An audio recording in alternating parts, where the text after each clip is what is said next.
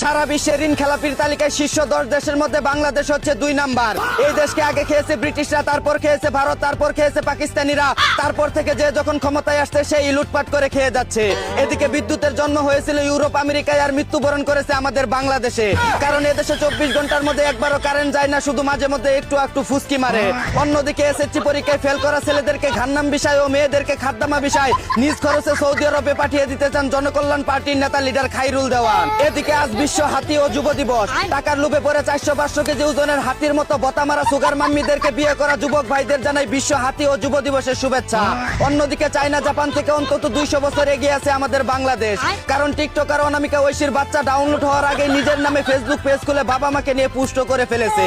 এদিকে গভীর রাতে কারেন্ট না থাকায় নিজের জেনারেটর দিয়ে কাস্টমারকে সার্ভিস দেওয়ার সময় এলাকাবাসীর কাছে কট খেয়ে গেল শেরপুর পাসপোর্ট অফিসের এক চুদনা। অন্যদিকে মুরিদদের জন্য আবারও মারা খাওয়ার নতুন সাইট নিয়ে হাজির হলো বিশ্বসেরা জুয়ারি অলরাউন্ডার পীর বাবা সাকিব আল হাসান।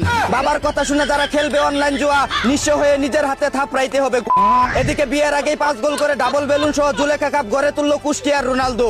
জানা গেছে এখন থেকে রেগুলার খেলাধুলা করে আরো 6 গোল দিয়ে 11 জন মিলে একটি ফুটবল টিম গঠনের পরিকল্পনা রয়েছে তার। অন্যদিকে অ্যাওয়ার্ড অনুষ্ঠানে ভক্তের মাথায় হাত বুলিয়ে নিজের মতো বিটিহীন হওয়ার পরামর্শ দিল বাংলাদেশের 1 নাম্বার সুদর্শন পুরুষ বেডা আক্তার বেডি টাকিবিহীন হেডালফ খান। এদিকে Messi, Ronaldo, Vini, Mbappe, Lamine ইয়ামালরা যদি বাংলাদেশে জন্মগ্রহণ করতো ও গার্লফ্রেন্ড নিয়ে ইচিং বিচিং ছবি ছাড়তো, তাহলে বাঙালিরা ফেসবুকে বয়কট করে তাদের গোষ্ঠী উদ্ধার করে ফেলতো। অন্যদিকে 10 টাকা লিটার করে গরুর গোমূত্র কেনার ঘোষণা দিল ভারতের উত্তরপ্রদেশ সরকার।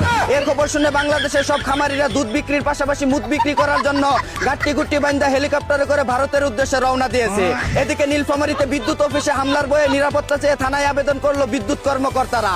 যাদের কারণে দেশে বিদ্যুৎ সংকট দেখা দিয়েছে তাদেরকে ধরে উপ্তা করে মরুভূমির তপ্ত বালুতে বেঁধে রাখা উচিত, যেন আলু আর টাকি একসাথে গলে ভর্তা হয়ে যায়।